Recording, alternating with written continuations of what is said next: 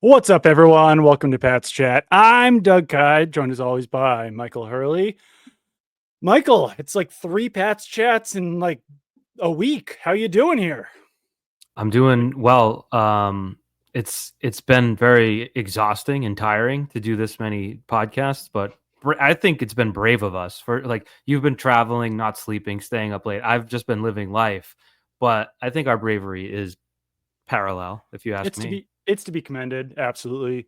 Yeah, yesterday I was surviving on 3.5 hours of sleep all day and fell asleep on the couch around, let's say, 7 p.m. or so. But I'm feeling more well rested now, probably combined with everything. I got about 8 hours last night. So Doug's sleep schedule, check that box right off the bat. We're about to talk about an I article made that up Andrew for and it. I read. Yeah. I made up for it by overindulging at the Bruins game Thursday, which kind of set my Friday back a little bit. Mm, So we're pretty, well, I just didn't want you to feel left out or all alone. I also struggled to sleep a little bit.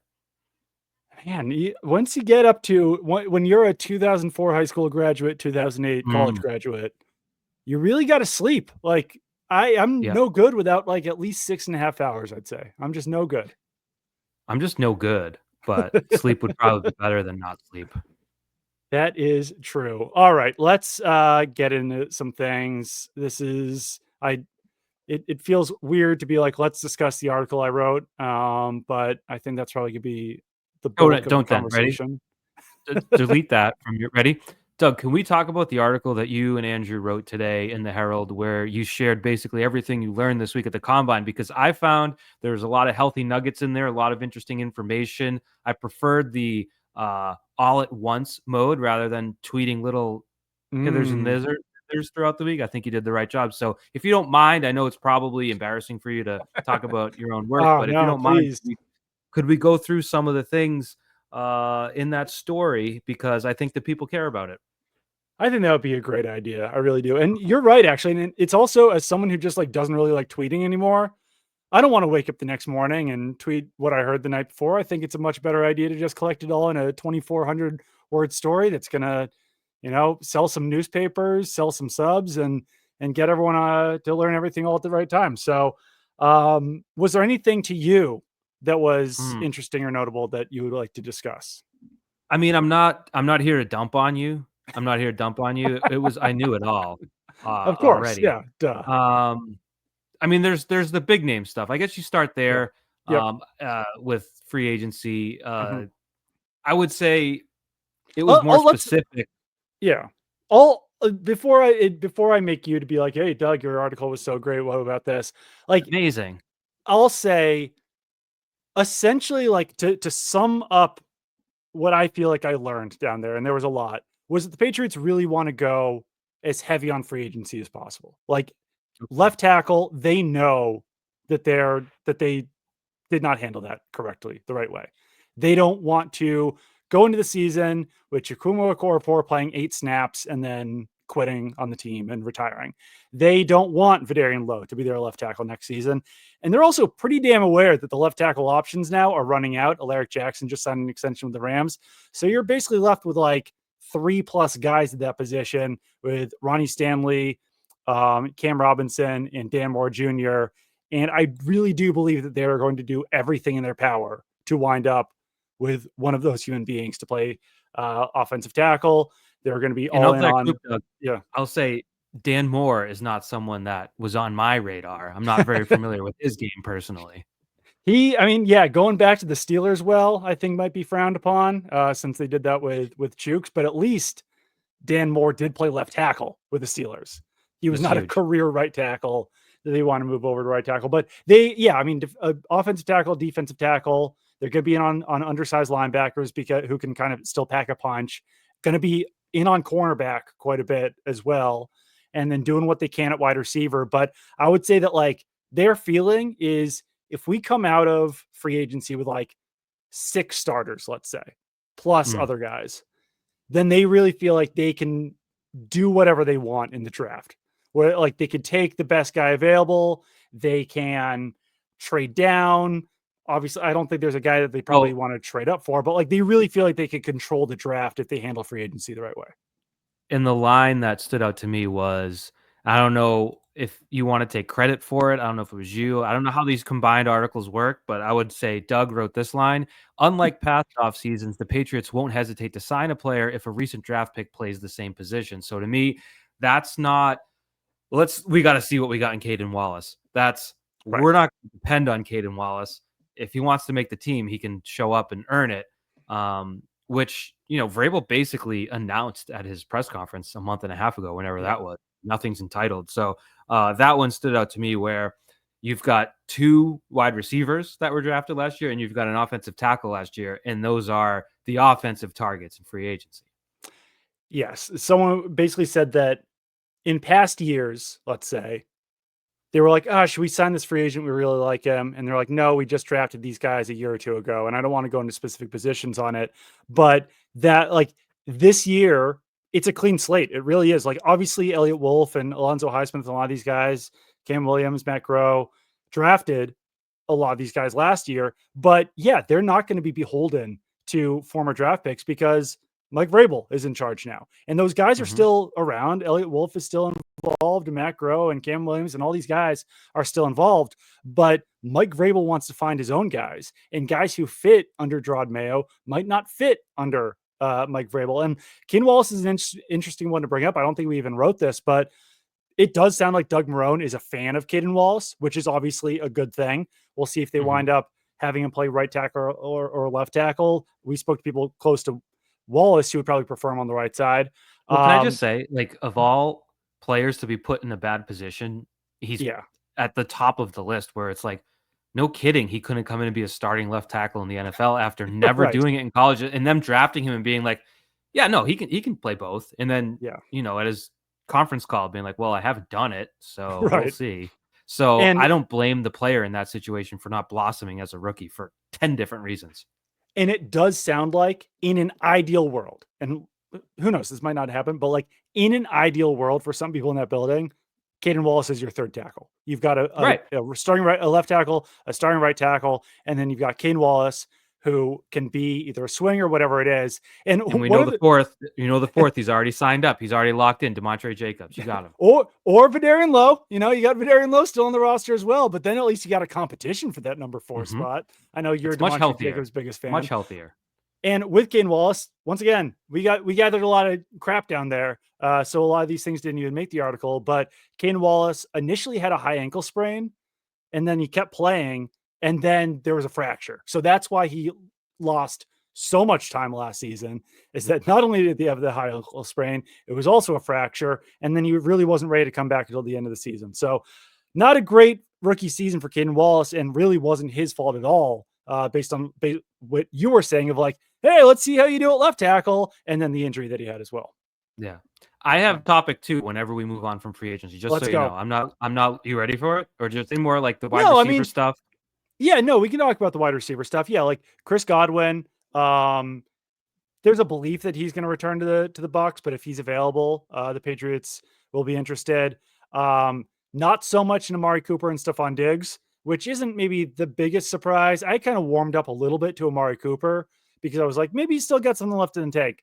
Don't know if the Patriots feel the same way about that one. Jamie and Sherwood was a name that we heard mentioned at linebacker, which would be interesting because he, I think, weighs less than Kyle Duggar, which is like one of your safeties. But that's the type of player that the Patriots are looking for right now, is those undersized linebackers who can still play with the mentality of a linebacker. And yeah, defensive tackle Milton Williams is a guy to watch. And cornerback, we'll see what happens there. Byron Murphy Jr. might wind up being out of their price range. DJ Reed might wind up being out of their price range. But there's some other names in there that I almost want to like write it down on a piece of paper.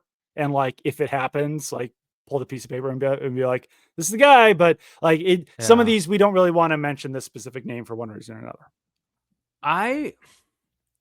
I wonder, I haven't thought this is a live brain exercise. Let's go. Of when you have an elite cornerback, how much you want to invest in that CB2, where on the one hand, you're kind of top heavy at a position, but at the other hand, if you don't have an elite pass rush, what better way to try to combat it than that? I don't know. It might be and the NFL might be more like basketball now, where great offense is going to beat great defense more often than not. But it's just an interesting thought collaboration. I'll throw this name at you, which wasn't news when you wrote your story, which is we can assume Devontae Adams is not going to get traded, considering he has a $38.2 million cap hit.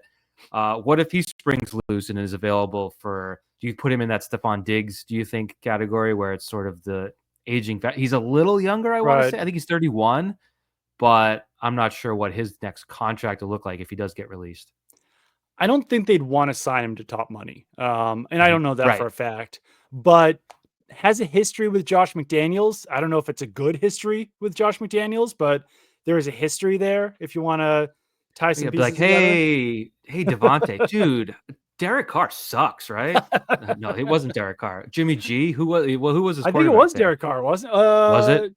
I think so. It was 2 whole years ago. You can't expect me to remember these things. How could we possibly? Maybe it was Carr, and then it was Jimmy G. Didn't Jimmy G play there? I think so. I don't know. I remember watching him. You're asking a lot out of my brain right now. I know. Was 2022 his first season there? So in 2022. The Raiders quarterback was Derek Carr. It was Derek Carr and Jarrett Stidham in 2022. And then in 2023, it was Aiden O'Connell, Jimmy Garoppolo, and Brian Hoyer. So yes. Yeah. So McDaniels gets on and be like, dude, we got a quarterback now. We're good. Me and you. And I mean, that's because I feel like they don't need an aged past his prime Pro Bowler / All Pro. But I'm just curious if someone like that becomes available for, I don't know, like a prove it $10 million type deal with incentives. I don't know that might be someone that sneaks into the picture or not. I wouldn't be shocked. Like, I think that it would have to be at the right price. I don't think they're paying top dollar for that guy. And to your point about the cornerbacks, before I forget it, I do think they're going to be willing to pay a decent amount for that guy. You don't necessarily want to pay top dollar, I would say, for another cornerback when you already have Christian Gonzalez. And I don't know if you necessarily want to give up the use the 4th overall pick on a cornerback unless he can also play wide receiver like Travis Hunter. That's kind of a unique case. But Patriots are pretty desperate at cornerback right now. We've gone through it before, but it's Christian Gonzalez, Jonathan Jones if he comes back, but I don't know if you want him to be like a top starter. Marcus Jones is in there, but Marcus Jones, we heard from at least one person down there, might not be the greatest fit for a Mike Vrabel defense, might be better off as a special teamer. So then you're talking about Isaiah Bolden, Alex Austin. You need 1 or 2 starting cornerbacks beyond Christian Gonzalez. And those are guys you have to pay up for. And the Patriots have a ton of money right now, so they're able to. Fair enough. The other thing, the main takeaway from me that jumped off the page, I should get the quote because let's be thorough. And again, you wrote this, not Andrew. This is a Pat's Chat exclusive. Stand by. It's coming. Okay. This is one we did kind of half and half right, I would say. Oh, and then, Travarius Ward. That's a name that I forgot to mention. Travarius Ward, expect the Patriots to be in on Travarius Ward as well. And that is a guy who could cost a decent amount. So, sorry, even when you write things and you collect information and you're asking these people about these people and I'm hearing about them, sometimes you still do forget this information. So what did I write in Andrew? Quote. Yeah. Multiple sources doubt that Gerard Mayo will return to coaching. Period. Yeah. Done.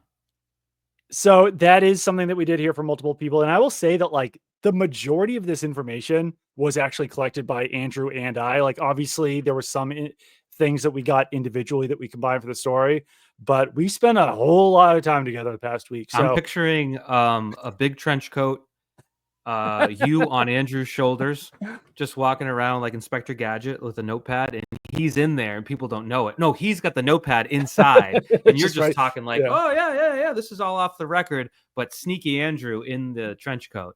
But that line, Doug, this is a guy Kraft was bragging about in week 2, saying I identified him years ago. He was like the son. The guy's calling Robert Kraft Thunder at his introductory press conference. They are thick as thieves. And it was such a whiff that now it's a guy that will have coached 1 year as a head coach, a few years as an assistant, and that's it, done by 40. It's people who worked with him who are saying he's got money. maybe it left a sour taste in his mouth, the whole coaching thing. One person did say that him and AVP, him and Alex Van Pelt actually were very close. So if like Alex Van Hmm. Pelt got a prominent role somewhere, like maybe Mayo would want to work with him. Like but this person was basically saying that like, I think he was saying it as if like it's probably not going to happen, but let's say Alex Van Pelt gets a head coaching job. Like maybe Gerard would be willing to work with him. But the other element here is that like Gerard's local. His kids are local. His family's local. So Well, yeah. And if that's you kind of take a like that linebacker was, coach job somewhere, like, do you really want to move to like Pittsburgh or something while your family's back in New England? Or do you really want to right. uproot the family to go to Pittsburgh when you've got plenty of money and the coaching thing didn't really work out? These are all the things that people were saying when we were down there.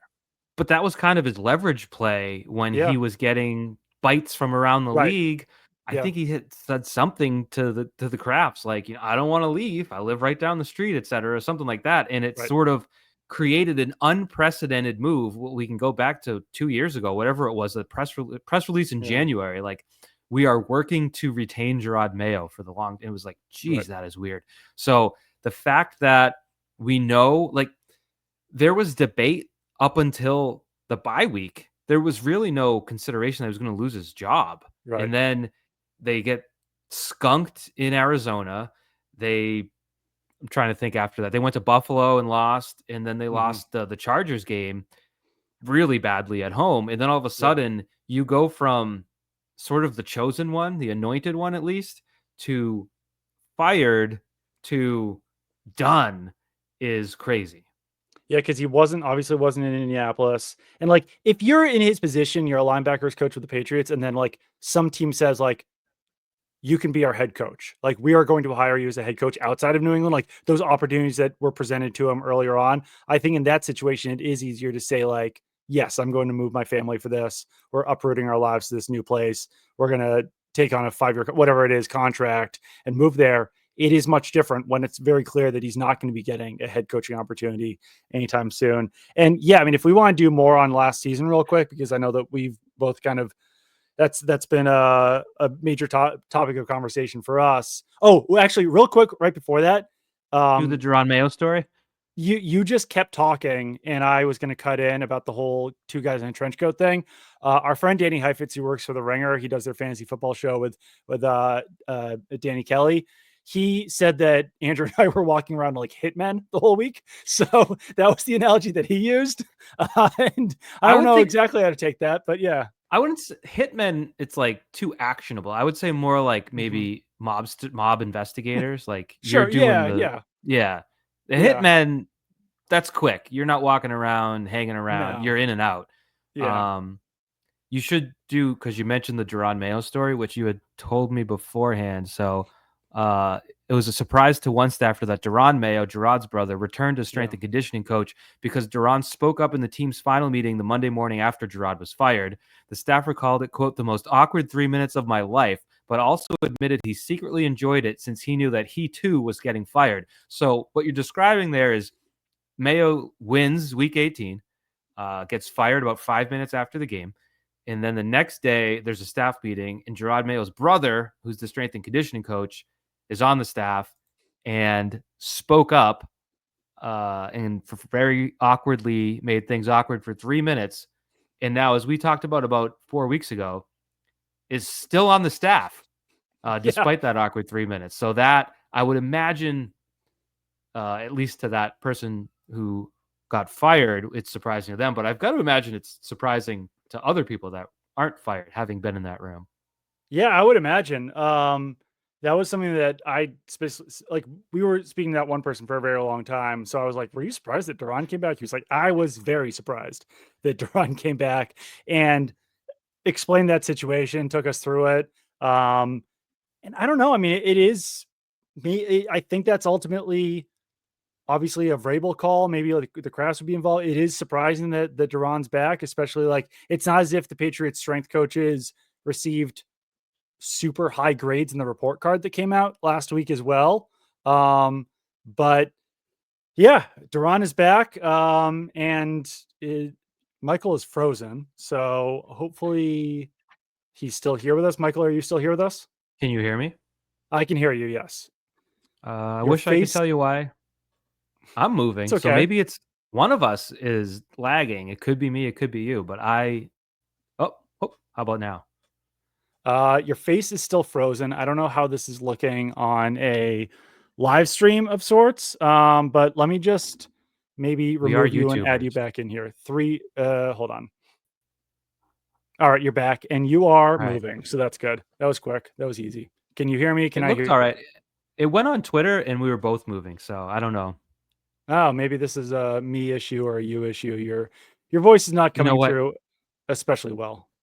It's the middleman. Is my microphone on now? I think so. Yeah. Microphone's on. This is very All right. professional of us. We'll Podcasting. we'll figure this out. I think we're getting good again. You're still frozen on my end, but All no right. one wants to hear this. Let's just be audio, guys. That's probably a lot easier.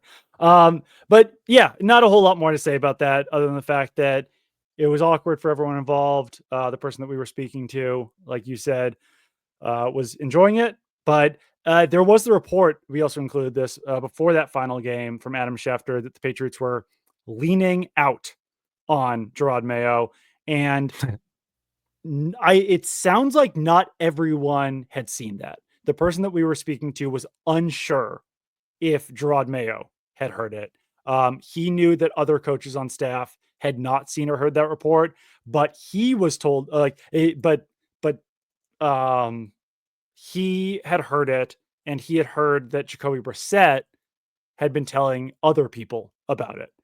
So he had heard it as well. So it's like word getting through the Patriots locker room before this final game that like, hey, the head coach is probably getting fired. So you guys are probably all getting fired too. All right, let's go out there and play a football game, which The obviously, worst football game that's ever been played, too. yes, not an ideal situation. Clearly, the Bills were better at losing that game than the Patriots were. And Joe Milton had a hell of a game in that game. And yeah, I mean, I think that a lot of people were pretty realistic that that was a game against backups, that Joe Milton probably is not going to be worth, let's say, like a third or fourth round pick. Even though That's some other one people, touchdown pass that was sick, though. Like, it, in a it was. vacuum, that was pretty cool. So, I would probably say first round pick, but, whatever. Yeah, fair, fair. But that same person was saying that Joe Milton might not be an ideal choice as a backup quarterback, and that the Okay. Patriots should trade him if they have the opportunity to do so. Hmm. Essentially, that like Milton views himself as a very talented player. He views himself as a potential starter. Jacoby Brissett was someone who was willing to be kind of a coach on the field for Drake Maye, despite some of the comments they made late in the season that he wasn't very happy about what was going on. Um, he was willing to do the little things. He really liked Drake Maye. And none of this is to say that Milton like rubbed anyone the wrong way. Everyone liked Milton who was there, but it creates a somewhat like not, I don't want to compare it to Mac Jones and Bailey Zappi, but like when you've got two young guys who both want to start, it might not be the best scenario for a starting quarterback and a backup quarterback. If the Patriots are forced into having Joe Milton as their backup next year, I don't think it's necessarily like a catastrophe or anything, but It's like in an ideal, you want like a yeah, Brian Hoyer who like right. knows his Yes, role, is good at it, is helpful, is ready to step in, but knows that he's not there to lead the franchise, which we thought Jacoby Brissett was going to be, but right. it seemed as though he had other visions somewhat based on what he said. A little bit, yeah. But I did hear that he was essentially like a good soldier and that he was still doing the right things behind the scenes. I just don't know if, like, obviously Jacoby Brissett is a free agent; he could return. I don't know if Jacoby Brissett and Josh McDaniels are the best fit based on some of the things that we heard down there. Yeah, and if I'm Jacoby Brissett for $8 million, I would do the right thing as well. I would do the right thing. That's just how I would do it. Um, do you want to get into draft stuff? Because today was the big day, Doug, and you had before the arm measurement, you had to put this out. So I don't know what changes with Will Campbell, but his arms are not long. So you had that, and you had Mason Graham weighing in 24 pounds less than his listed weight. And both of those guys are listed as what you thought or what you gathered as their likeliest selections. Do you believe that has changed at all over the past day or two? Yeah, and I think it all just kind of depends on who's available there. I think that, they need defensive tackle help, they need tackle help. And Campbell coming in with 32 and 5/8 inch arms, not ideal. Mike Vrabel did also draft Peter Skoronski, who had, I think, 32 and a quarter inch arms. Does So he still play tackle? I don't think he does, but I think he Yeah. did for his tenure with the Titans. But obviously, that is not a great sign. Mason Uh-huh. Graham being undersized, also not great. But people do still think that they're in a pretty good position there at number 4 overall. And I think that ultimately what it comes down to is like, do the 2 quarterbacks go before the Patriots pick? Are the Right. quarterbacks off the board within the first 3 picks? Mm. People were kind of torn on that a little bit because if both of them go before 4, then the Patriots can draft Abdul Carter or Travis Hunter, whoever's left out of those 2 guys. If only one of them goes, then Abdul Carter and Travis Hunter are probably going to be also top drafted in the top 3. And then, yeah, you're left in the conversation with Jalen Walker and Mason Graham and Will Campbell, and you just got to kind of take whoever's there. But people do think that there are still players worthy of a top 5 pick outside of Abdul Carter and Travis Hunter. So it's a good question. It is I possible. have Yeah. really bad news for you. I Googled Yes. this while you were talking. I said, how many days until the NFL draft? And Oh it's God. 53 days away still. It's 53 days away. You could accomplish you could write a novel in 53 days. You could lose 100 pounds in 53 days. You could get a class credit. Like it's still so far away. So Truly. it's tough. That just sucks. That's really my point. It's this stretch now, like you'll get your pro days. Yeah. But boy, 54 days, 2 months, 2 freaking months. Yeah. Oh, It's really pretty wild. But yeah, one other possibility. It sounds like the Patriots like Tetero and McMillan from what we were hearing down there, but that would probably be a trade down situation. Maybe let's say like somewhere from like 8 to 12, maybe you can get McMillan. But I don't hate the idea if the Patriots can trade down from there because like if you're looking for an X receiver, T. Higgins is being franchised. You don't want to trade a second round pick then sign him to a 30 million per year deal. And then Ted McMillan, T Mac, is kind of your other option as far as like a 6'5", 220-pound field stretching wide receiver.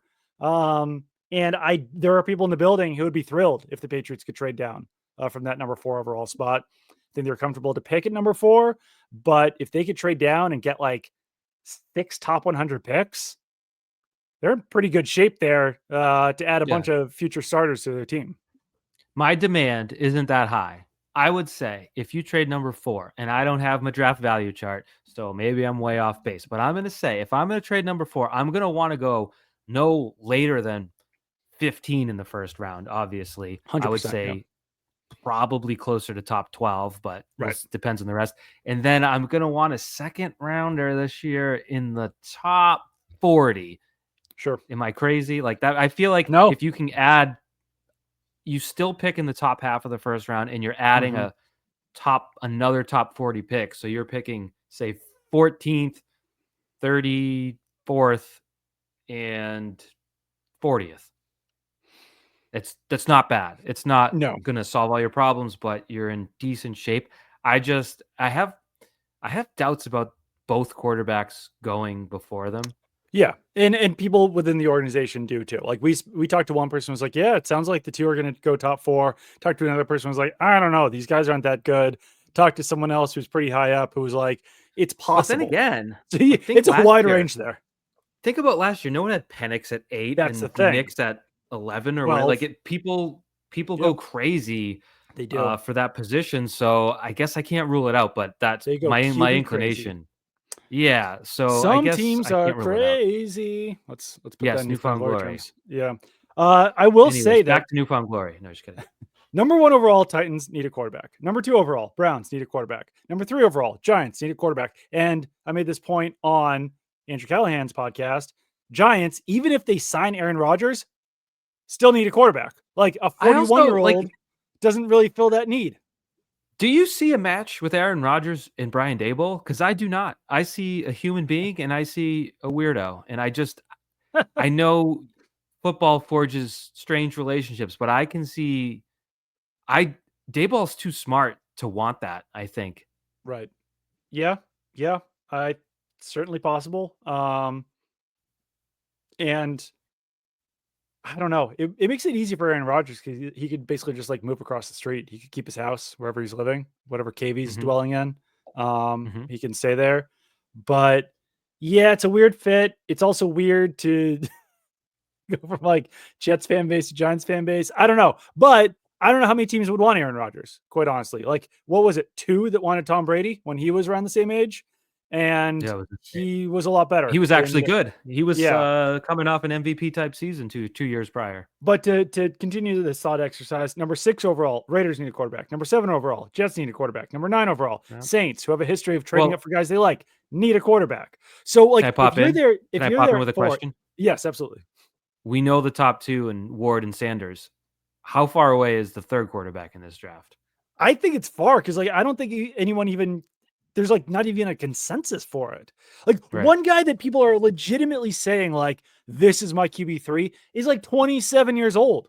So that's kind of telling, right? You Tyler get his Show. prime of his career on a rookie contract. What's better than He's that? just falls right in the prime of his career. But like, I don't know. I don't know what happens. And I'm not discounting the possibility of a trade down because it does kind of feel like number 4 is a sweet spot for teams who are below the Patriots who want one of those quarterbacks to potentially trade up for one. Does sound like people are kind of souring on Shadur Sanders. I don't know exactly what happens there, but he, like, doesn't have the strongest arm. He's not the most athletic guy. So you kind of wonder, like, what is the defining trait of Shadur Sanders beyond just his last name? I'll tell you. Quick Yes. release. His release is Mm, sick. it is. However, I know that because he would just stand in the pocket for 14 minutes every play, wait until someone ran around Yeah, open, and then as someone's about to clock him in the face, he could throw it about 60 yards downfield without yeah, winding up or anything. Like, he's got a right. great release, but Yep. all those other parts, you can't exactly stand there in the NFL. I'm looking, I No. just clicked some rankings, and you have Jackson Dart third some, you have Jalen Milrow third some, Milrow as low as fifth some. So there's a lot to go, but the height of the top 5 quarterback prospects, 6'2". Yeah, it's kind of What weird, right? happened to the top quarterback? There They are get a not a lot 6'4" of guy. even like Caleb Williams, Drake May, and Jaden Daniels. None of those like Jaden Daniels might have been 6'4", but he's also like 200 pounds. Yeah. Drake May's How like about that? 6'4", I guess. I'll admit, Friday night, I'm not a cool guy, but I had better things to do than watch the receivers work out, if that was Sure. Friday or Saturday. Yeah. What's up with that one receiver who weighs 154 pounds? Tez That's Johnson. crazy. That is Like, crazy. I weighed 154 pounds in high school, like as a junior. I think I weighed Yeah. more as a senior, and I'm not tall. I I think he saw also he's ran 20 like a pounds. 4.5. Yeah, but you know what? You can't measure heart. So that's crazy. Like, I saw he was about 20 pounds lighter than Devontae Smith, which you don't want to be 20 pounds lighter than Devontae Smith. I think he's also about 20 or 30 pounds lighter than Tyquan Thornton, which is another one where like he was so skinny. Yeah, not ideal for Tez Johnson to weigh that much and run so slow. Matthew Golden, though, Texas guy, ran like a 4.29, which was great. Isaiah Bond said he was going to break the NFL scouting combine record for a 40-yard dash. Said he was going to run in the 4.2 or 4.1. Said he'd been training running a 4.23, ran a 4.4. What you going to do? And got Who was booed. operating? That's hard to do. It's rough. Was it Barth? Because Barth, we know, is big on the measurables. I'm gonna have to ask him if he was the one booing because he was let down that he didn't see history. I know. Yeah. Well, with Will Campbell's arm length, who was it? Evan said that he had to process that information. Yeah, it was Just like to, it just was to like have to process this. nuclear news drop on a Sunday morning, and was it televised? I missed it. I opened Twitter and I had missed the measurement. Everyone was tweeting the measurement. I'm like, damn, I wanted to watch it. I wanted to see Damn it. the tape measure. I was going to measure my arms before this podcast. Next podcast. We've got 54 days to talk about Will Campbell and his arm length, but that's true. Lots of reminders. Yeah. He did run the fastest 40 of all the linemen, if I saw that correctly. So the You did athleticism. you did not see that correctly. There was someone who ran Oh, faster, but he did well, run well. He ran a 5-second 40. Yes. at one point he had the highest, and then some Yeah. other joker ran faster. But I think it's one of the things. Who's the best guard the Patriots have had over the past 25 years? I'm inclined to say Logan Mankins. Mhm. They've had some good guards, going back to Absolutely. uh, Stephen Neal and like Ryan Wendell, like all those interior guys. Joe They Tooney, found Joe Tooney is Shaq Mason. probably. I think it's Tooney versus Mankins for like the top, but I think considering Mankins is the top, but Joe Tooney yeah. is probably this number 2. Yeah. So and they got Mankins 21st. I want to say something in that I think he was range. 32nd. Okay. Yeah. Okay. Oh, was that the same year as Wilfork? No, that was the year No, after. because Anyways, Mankins never won a yeah. Super Bowl. Yep. Wilfork was the year before. My bad. Yeah. Point is, Yeah. the best guard they ever had, and I'm using the Patriots as the one example because we know them better than any other team. If you could get a guy 85% of Mankins at 28, I don't think you hesitate and you do it. At 4, I don't think you can do it. It's just not. Yeah. And if Campbell isn't an NFL tackle, then you just can't make the pick. And that's the challenge. Like, I can't sit here and say he can or can't based on his arm length. But I know that the numbers don't look good. And then even if he ends up I don't think right tackle is a safe harbor anymore. You know what I mean? No, you got to be really good to play right tackle. Yeah, for sure. Yeah. Teams have multiple pass rushers. There's the guy and then there's the next guy. And lack of arm length is going to show up at left or right tackle, basically. Yeah. Yeah. So I don't think it's like, oh, well, he can still play right tackle. I don't think so. So if he can't play tackle, you can't make that pick. Yeah, for sure. Some trade possibilities. DK Metcalf didn't sound likely, but the Patriots have at least internally discussed like a DK Metcalf, the potential of a DK Metcalf trade. We wrote this piece on Friday night. We were up until like 3 in the morning, writing up and finishing it up. And the line originally was, in 49ers receiver Deebo Samuel is not considered an ideal fit. After he was traded, I added a comma, who was traded to the Commanders on Sunday, and then changed the word is to was not considered an ideal fit. So that was in there from the start. Did not sound like it was going to be a possibility. He has a contract of like $20 million, and sending anything more than a 5th round pick in that situation wasn't going to make sense for the Commanders. You and I talked beforehand. Yeah, not looking good for Deebo right now. Had a great 2021. I wouldn't pay that much. He hasn't looked nearly the same player for years. So with Devon Godshaw, usually, I've mentioned this before, usually when you hear so-and-so has received permission to seek a trade, that means that guy's going to get cut. There's a belief that he's tradable, that there's enough teams that still run a 2-gapping system that need a space eater in the middle of their defense, and that Godshaw is good enough to do it, that the Patriots can get something out of it. Probably not going to be more than a late round pick, but it does sound like the Patriots think they can get something there.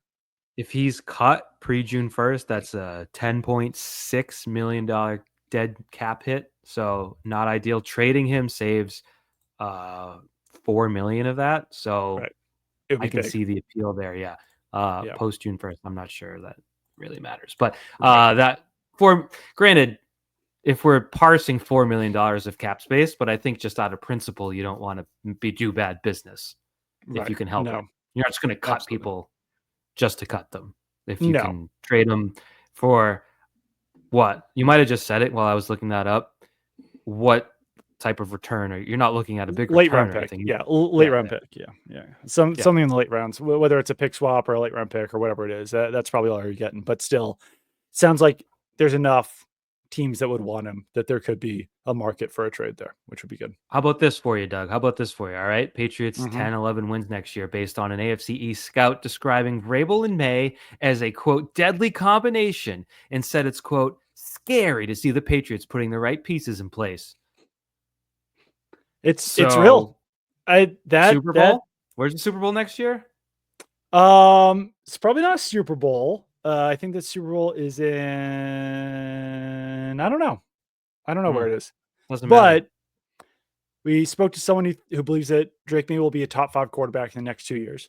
And Ooh. that was someone who actually liked Jaden Daniels more coming out of the draft, but then saw Maye last year, was like, nope, nope. Maye was the best quarterback in the draft. He'll be top 5 within the next 2 years. And the only like caveat there was that he would say he'll be a top 5 quarterback in 2025. He just didn't know if he would have like the right pieces around him yet to ascend to that level. But like top 5, you're talking about like Josh Allen, Patrick Mahomes, Joe Burrow, Lamar Jackson, and then like Drake May, right? Like that's some pretty high, that's a high echelon that you would be. By the way, Super Bowl next year is at Levi's Stadium in Santa Clara, California. Nobody wants that. We don't want that. The next year it's in LA again, which is crazy. But then it's back in Atlanta. I think Atlanta 3 years from now. Book it.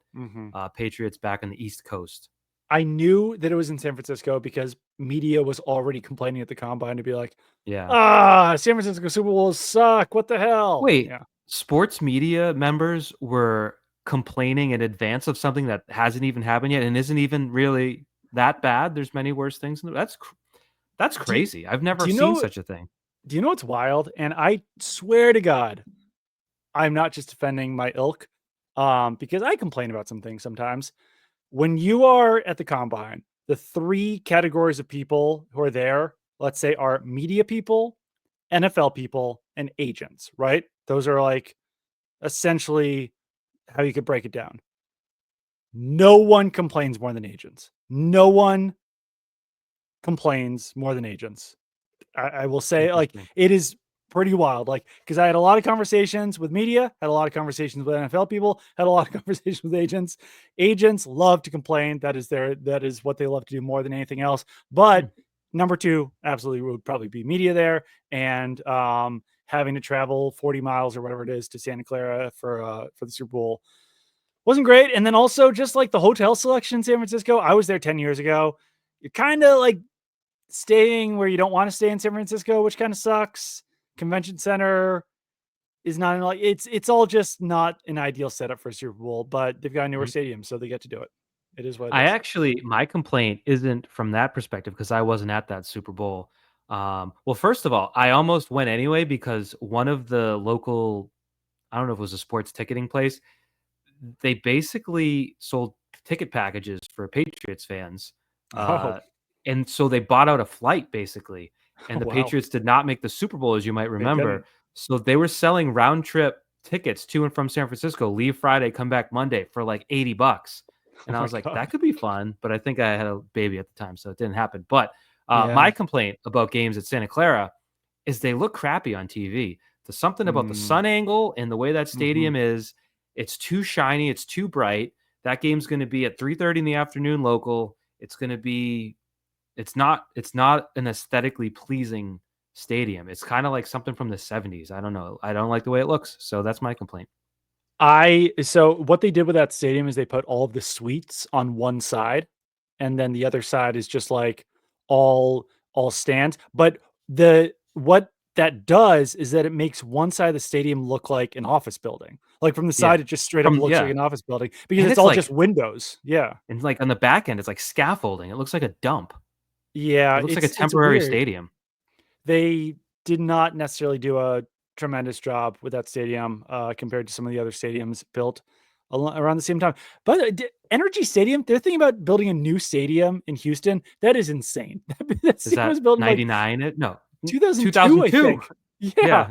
Like, what are we doing here? And it was just one thing I saw. Titans. I'm not reporting that, but Titans 99. 99. But someone who's been to Nissan Stadium and to Energy Stadium, like Energy Stadium is like 10 times nicer than Nissan Stadium. Nissan Stadium looks like someone who built Gillette Stadium on a budget and then made no improvements to it whatsoever. So like you can almost understand that. Energy Stadium, they hosted a Super Bowl like 12 years ago, 11 years ago. I don't know. It's kind of wild. Super Bowl. Stadium was nice, right? I'm not crazy. I noticed very little to nothing wrong with that stadium. I'm not intricately involved with it. I saw Lady Gaga jump in from the ceiling. That was cool. But that was it seemed like a fine stadium. You and I were both hit on entering that stadium, so maybe we Oh, that are is biased. true. Yeah. What was your Someone name? said that. I don't remember. Oh. Lorraine. I don't know. Someone complimented me on the Yeah. way in, said I looked handsome or something. I'm like, hell yeah. And Yeah. then Doug also got the same compliment on the way in, so it wasn't that I think, special. I think was I standing like right behind you when it happened? Maybe. Nope. I think you might have tweeted it, or I tweeted it. Oh yeah, yeah. And then I was like, And then oh, she told me that too. Yeah. you broke the bad news to me that I was not Sorry. special. I'm gonna get her name, Yeah. but it's gonna take me a while. Yeah. But yeah, I mean, it was interesting to hear someone within the division calling Drake Maye and Mike Vrabel a deadly combination, saying that it's scary that they're putting all the right people in place. And like, Patriots are building quite a front office right now. I know they lost Pat Stewart to Nebraska, but they've got so many pieces at the top of that organization that they should be absolutely fine to still go through free agency without a pro personnel director. So that was, or a pro scouting director. So that was good. Also, nary a bad word to say about Mike Vrabel down in Indianapolis. Everyone loves working with him. Everyone thinks he'll do a great job as the head coach. He has already started making changes within the organization that last year, the moving package for coaches was not great. They only had a few weeks in a hotel, maybe didn't get the same amount of money that other coaches usually do in these moving packages. And this year, that was something that we heard that Vrabel changed, and it's much more positive for the coaches that they're bringing in. So it's also not surprising the Patriots are bringing in better coaches with that new moving package as well. Better ingredients, better coaches. Mike Vrabel. So Yeah. what was the detail in there? I want to make sure, because I don't want to, like, you sometimes tell me stuff and then I can't differentiate in my brain what was published and what wasn't, so I don't want to like out you for anything. Oh yeah, the moving allowance and temporary housing stuff last year.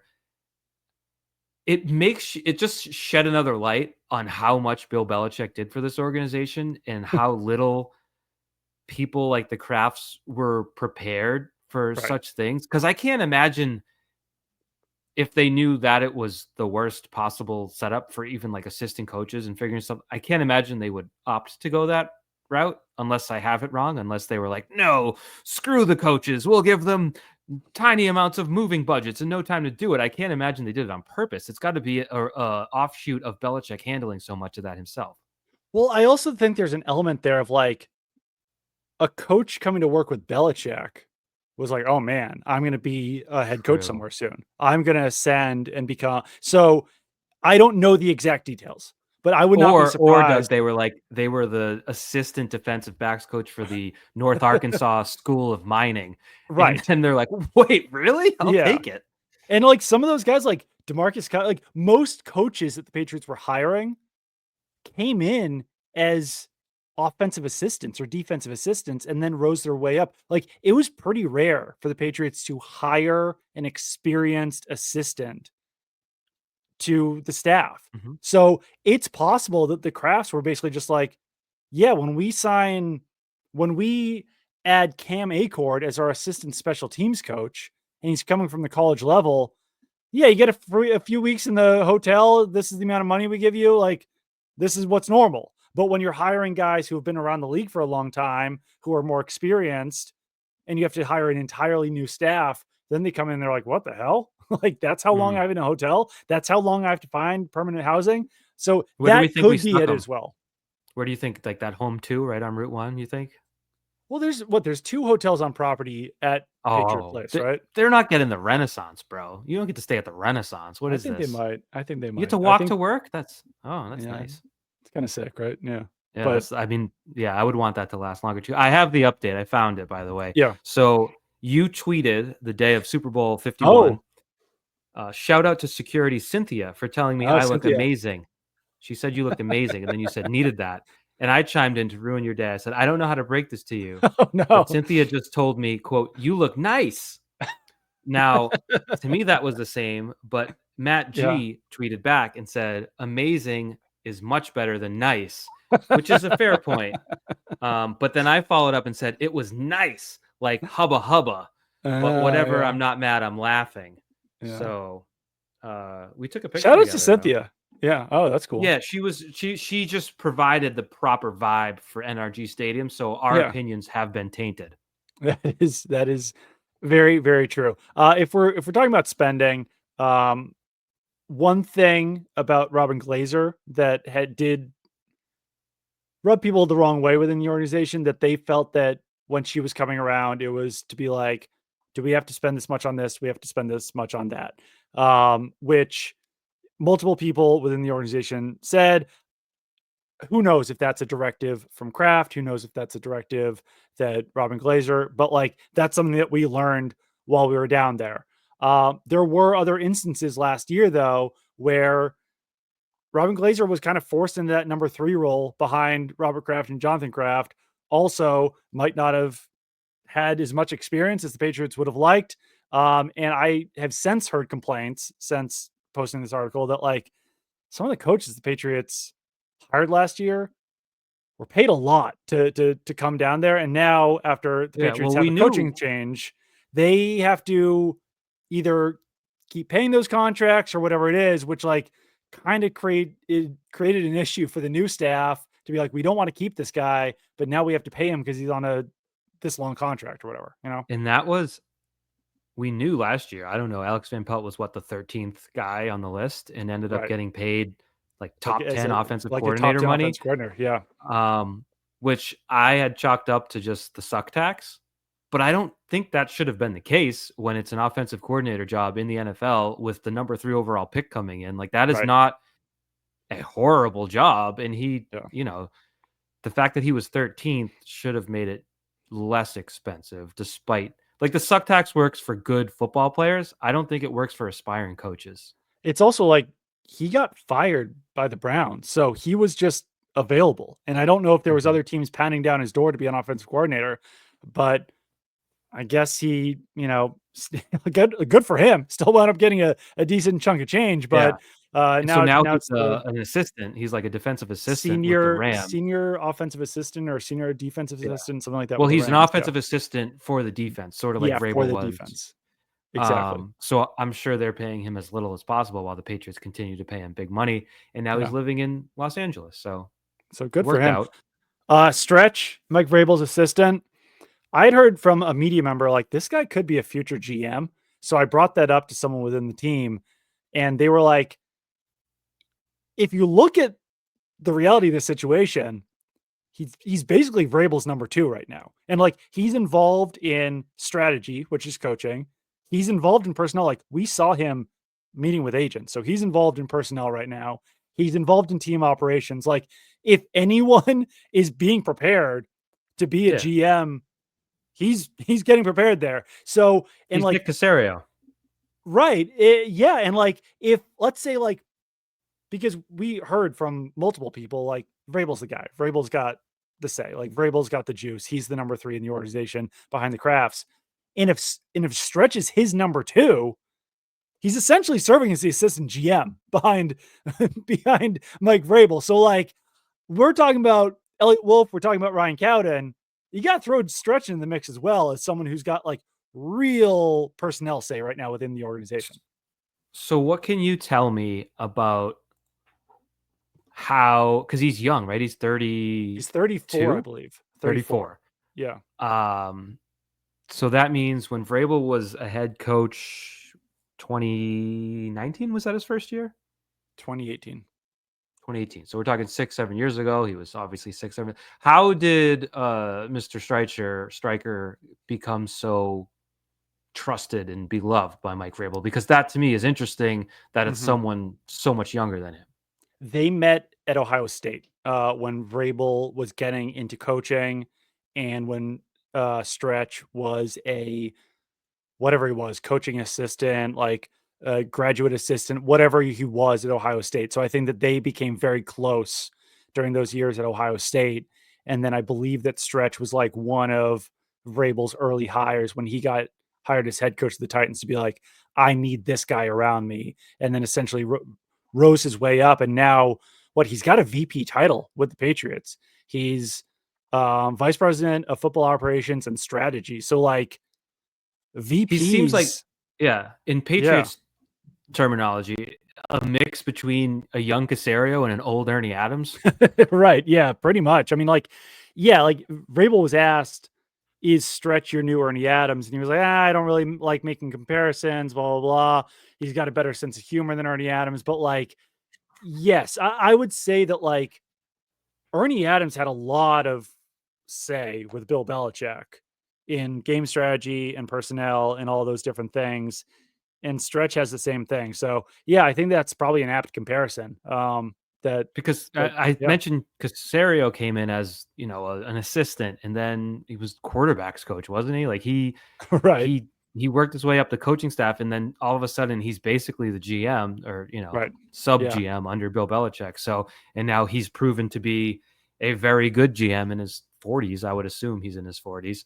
right, So I could see that path working out. yeah, yeah. I mean, Stretch was a student equipment manager, student assistant coach during his years at Ohio State. Went to James Madison for a few years, went to Texas State for a couple of years, and then followed Vrabel to Nashville in Tennessee with the Titans. So yeah, they've known each other for a long time. Obviously, a very trusted guy. When you see them walking around, it's pretty clear that Stretch is Vrabel's like right hand man, for lack of a better term. We might have even used that in the article. I don't know. I wrote half. Andrew wrote half. It's not all either Yeah, one of our words. right hand man is right in there. Also, this That is sounds like something interesting. Doug Kyed would write then. No, Yeah. I think I have a bone to pick with you, because the other day in Uh-oh. this podcast, you said hand in a lot of pots. I think you said, Mm. and that's right there in Uh-oh. the article. Vrabel has his hands in a lot of pots. I don't know. Maybe that's a saying. I don't know what we landed on, but I don't know. Hands in a lot of pots. So Is many that pots. instead of like wears a lot of hats? Maybe. Yeah, I'm Yeah. picturing like Winnie the Pooh dipping his hand into a pot of honey, maybe. I don't know. I don't know Yeah. where it comes from. Maybe Big Doug's story. brain. Big story leading off your extra points is that they don't know about Barmore's status, which Yeah, no one likes uh talking about Barmore. yeah. And you understand why. Like so, like the biggest takeaway is that like no one's being like, yeah, he's playing next year. Well, can I You ask you know, this? Because I mean, let me meld a couple things together. In the story, it says yeah, once coaches saw that the long-term 3-year plan was in jeopardy, they started making short-term decisions. You mentioned earlier in this podcast that Caden Wallace played through a high ankle sprain and ended up fracturing his ankle. And you mentioned in the article Christian Barmore rushing back in November. It's all kind of painting a picture of obvious dysfunction last year, but how much of something like, you know, no one wanting to talk about Barmore is just like, let's reset and be normal and not put insane pressure on people that doesn't need to be there. I think that's fair. And like we were talking to someone at the combine who like none of us are doctors. I want to preface everything that I say with that, but it was like I don't like I don't know if rushing him back played into him having the recurrence because like we didn't lay it all out in the article. We originally did. We had to trim some stuff. Like if you remember the timeline, he practiced in July, no pads, got diagnosed with blood clots. In November, week starts, doesn't practice Wednesday, padded practice, practices Thursday in an unpadded practice, doesn't practice Friday, plays like 25 snaps in his return. And the guy's like, I don't know, like felt like we played him too much. Felt like we might have rushed him back a little bit. And like, I think that was them being like, we want to get one of our best players on the field. And they viewed Christian Barmore as one of their best players. And clearly, like, doctors okayed it. You can't just like make a guy play football. But yeah, it was not ideal. And now you don't know if it just seems to be an uncertainty about whether or not he's going to come back, whether or not he can come back. He's been practicing or he's been training in Tampa on medicine to help him get better, but Which is it's significant because if yeah, Godshaw's gone, you know, right. consider it there. Yeah. And Barmore, and heading into last year, and not to harp too much on a year ago, but let's say it's this time last year. You're like, all right, who are your premium players? Christian Gonzalez, Yeah. Christian Barmore. Right. Last year we probably would have sent Duggar, maybe Stevenson. I don't know that they're Right. still on that list, but Barmore is still supposed to be one of your, not all pro level, but just below that, you know, Pro Bowl type, elite playmaker, maybe not a premium position, but to say he's not in the picture would be a pretty significant blow if you're rebuilding that defensive line. Because you mentioned 100%. Godshaw's function and role wouldn't necessarily match the defense that they're going to run. I would think Barmore does because Barmore definitely does more. Yeah. Yeah. He can get upfield. You want to play on the other side of the line of scrimmage. Christian Barmore's the right guy to do that. Devon Godshaw plays a little bit more on the line of scrimmage. I mentioned Pat Stewart leaving earlier. I think it's going to be telling if that pro scouting director role is filled by a Vrabel guy, if it's filled from within by a Wolf guy, or if they go completely off the board and bring in someone like the equivalent of Thomas Brown on offense and just like someone who's has no ties to either one of them, as for who's actually running the show and who's going to be sticking around and all those different things. My gut would say that like Vrabel would probably want to bring his own guy in, but no one seems to know. And it sounds like they're probably going to fill it from within for now. And it's kind of an all hands on deck to fill in for Pat Stewart. One last note, unless you had other questions. No, we've thoroughly done an analysis of your, again, staggeringly genius work.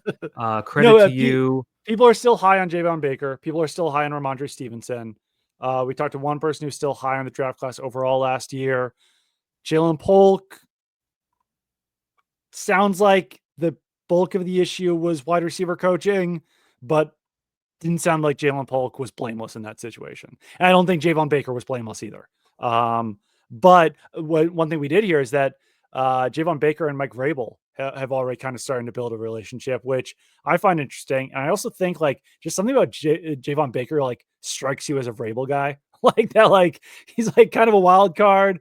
Wouldn't be surprised if Vrabel's like, I like this guy, the cut of this guy's jib. You know what I mean? So yeah, interesting. I don't remember.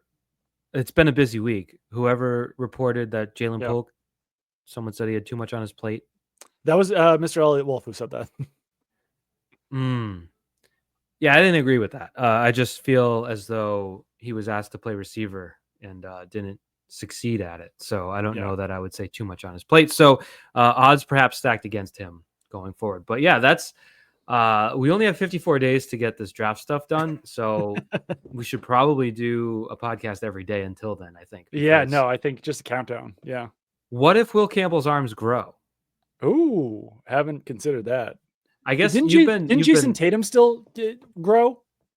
He was 19 when he was drafted. So Will Campbell's what, 21?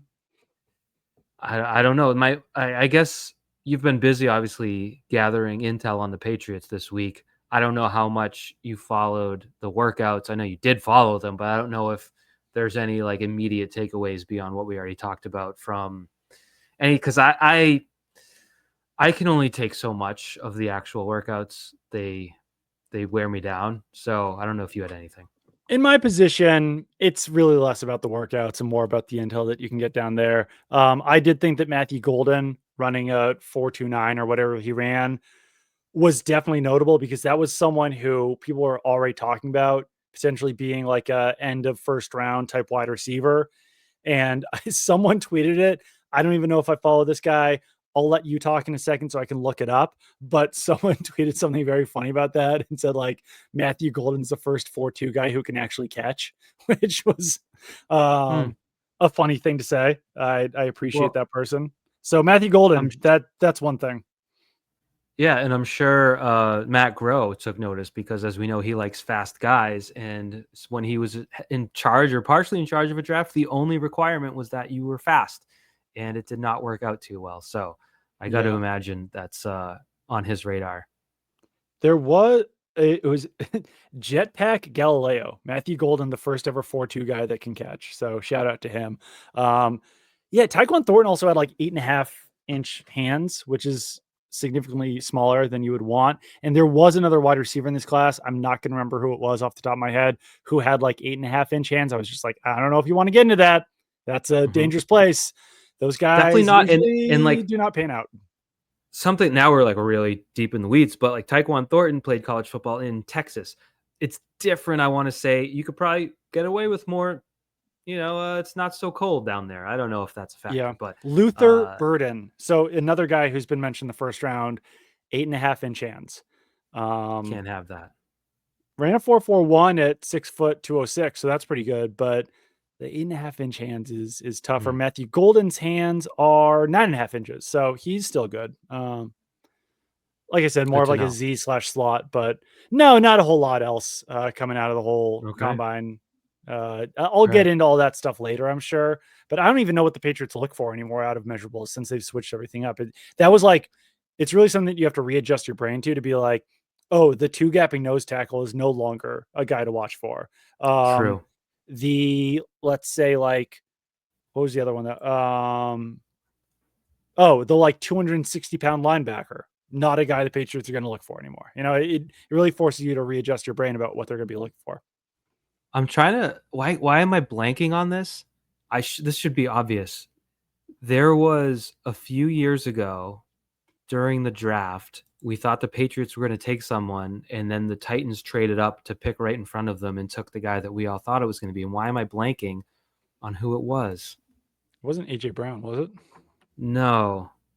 I'm gonna get it. This is. I'm gonna open Pro Football Reference, which is gonna kill my computer. Oh no, you're gonna lag again and freeze and God knows what else. It was one of those things where you're like, oh, Vrabel got Belichick.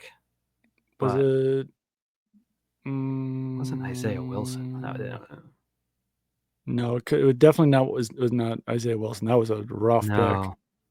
I don't know. Maybe I completely made it up because none of was these it. Was it Rashaan Evans? Yes. That's so. Yes. Yeah. Oh, that was Vrabel's first year. Yeah, Rashaan Evans. So the 2018 draft.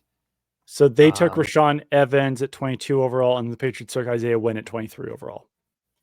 Rashaan Evans, 6'2", 230. Also, he had a okay career, but I don't know if he wound up living up to that first round billing. But it's not as if Isaiah Wynn did either. Yeah, more than Isaiah Wynn did. But yeah, no, that is what I thought of as a crossover in Patriots and Titans personnel. But that was 7 years ago now, so I guess it's irrelevant. 7 years is a long time. What was the other topic you want to bring up? So we're past 65 minutes, and now most people I would think are going to consume this podcast on Monday. So this will be already done. So let's prove that we're movie experts. Oh yeah. I forgot. Experts of cinema. Yep. So I'm going to read you the 8 Best Picture nominations for the year, and you're going to tell me how many you've seen. Oh, God. All right. Anora, Conclave, The Brutalist, A Complete Unknown, Wicked, Amelia Perez, The Substance, I'm Still Here, Dune Part 2, and a movie I've legit never heard of until it's coming out of my mouth right now called Nickel Boys.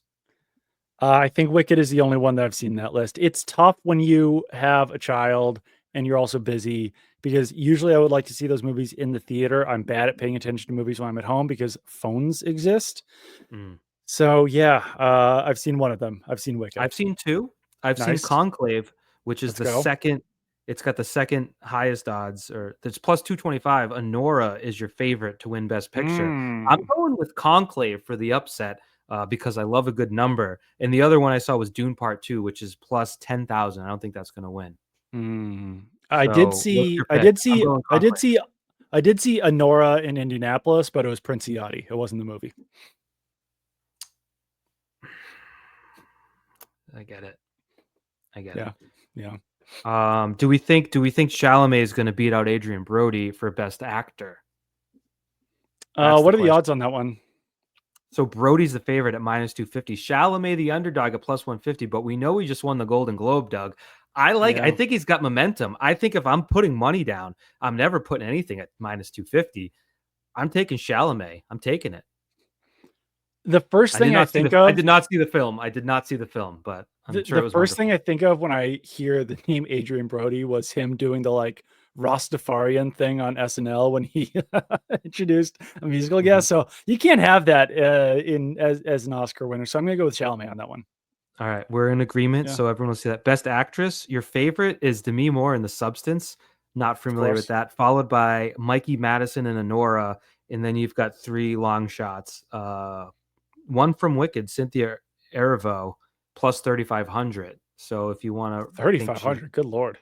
Yeah, so I'm just going to take chalk on that one, having seen none of the films of the movies. Yeah, I'll go chalk on that one too. Who was the star of Anora? Mikey Madison.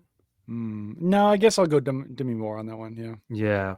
Plus, people love it when an older actress wins. Everyone's happy. Yeah. Not to call Demi Moore old, but she's Right. not younger. Yeah. You mentioned so Kieran Culkin is up for Best Supporting Actor in A Real Oh Pain. yeah, I saw the movie. He's the minus 3,500 favorite.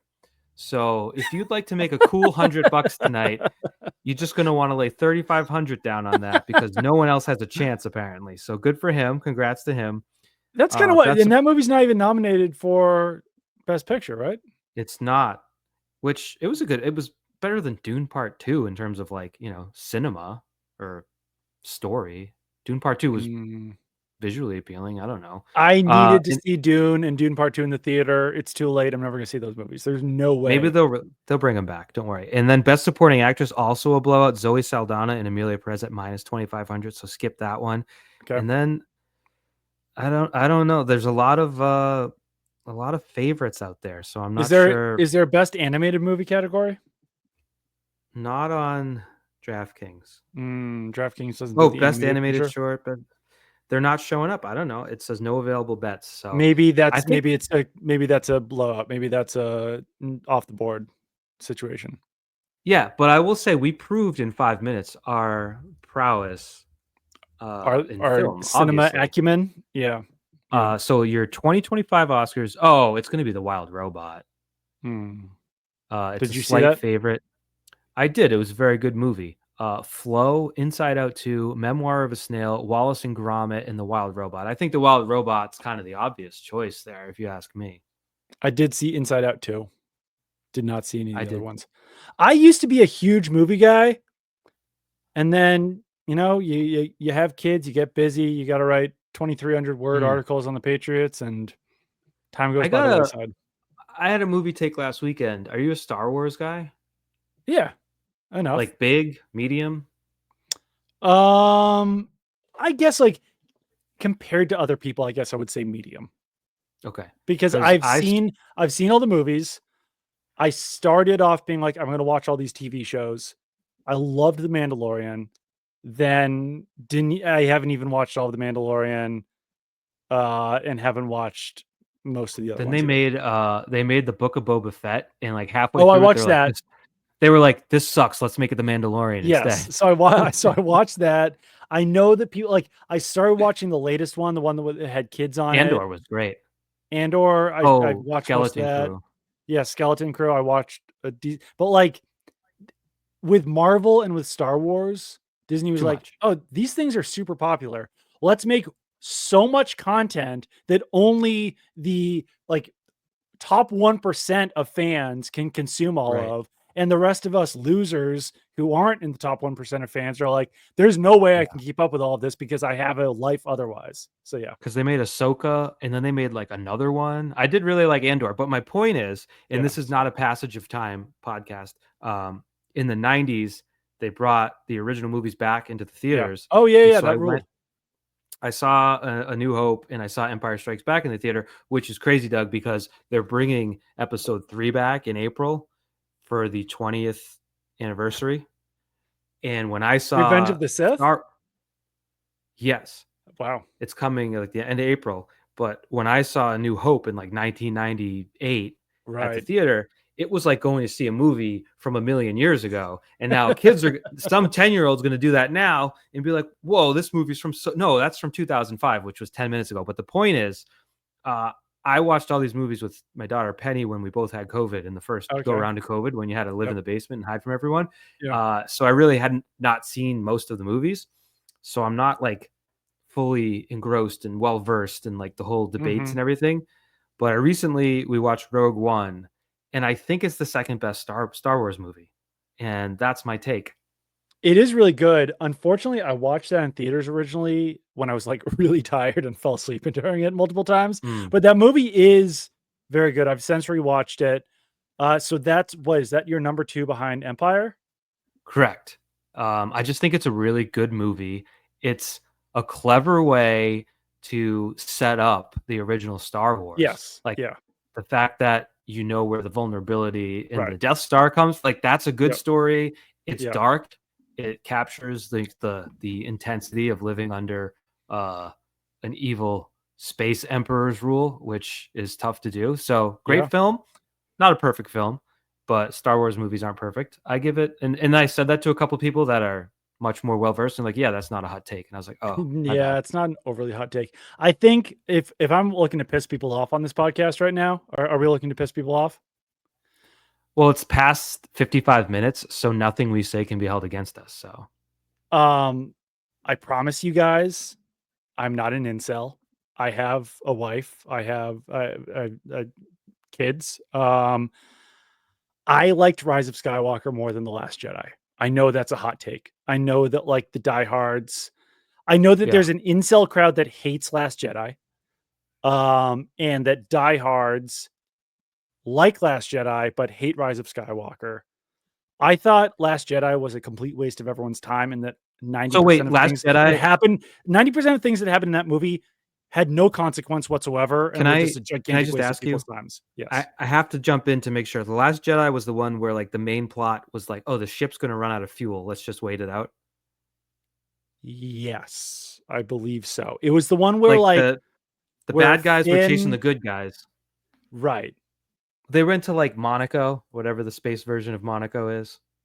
Yeah, Finn and Rose went to like a casino or something, but like Yeah. the entire crux of that issue wound up not mattering. It wound up being like Mm. false. So it's like, so I just watched like an hour of a movie that was completely pointless. I don't know. It is what it is. I have a dumb brain, but Well, do, I do have you, an issue with the Rise of Skywalker, and it's that some 40 years later and multiple movies later, they're like, the Emperor's back. what if we just brought Palpatine I back? and And like it was kind of listen, like, those things that's are pretty dumb. bad. It was bad. It was stupid. I agree. Neither movie is great. Even just like the crawl at the beginning of that movie is comical. I forgot what the exact phrase is, but like it's like, did you guys think Star Wars was a joke? Like, was that the idea that you thought this was like a parody? You thought this was like funny? So yeah, not either one is a great movie, but I I got another personally take. thought Rise of Skywalker was more entertaining to Okay. me. Yeah. Um, the dead speak. That's the beginning of the crawl with an I've got exclamation point. The dead speak. Yeah, I have my favorite opening crawl. I googled it while you were doing it. I think yeah. you'll be able to identify the movie pretty quickly. Turmoil has engulfed the Galactic Republic. The taxation of trade routes to Oh outlying God, star systems is in Jesus fucking dispute. Christ. I A usually don't like whole saying yeah. film about the trade routes Attack of the and the Clones is last and not even close. that was Phantom Menace. What? Oh, Phantom Menace is Yeah. a little bit better than Attack of the Clones is the most boring movie in the world. That movie sucks. I'm Yeah. sorry. Did they Those even movies are bother tough. releasing that one in theaters again? I don't think so. Oh God. I That don't one know. was rough. So yeah, I don't know. If I had to make a list, it would probably go like Empire Strikes Back, um, New Hope, Return of the Jedi.